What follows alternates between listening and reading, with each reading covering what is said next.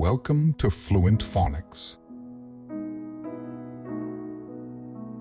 Today, we will learn how to pronounce the word moods.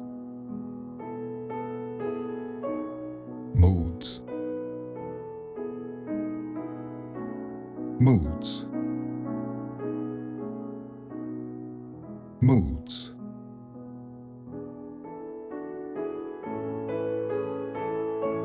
Here's an example of how one might use it in a sentence. Her moods can change quickly, depending on the weather. Moods refers to a person's emotional state or feelings at a particular time, often influenced by external factors like events or surroundings.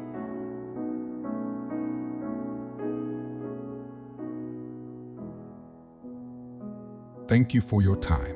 If you enjoyed this, please like and subscribe for further content.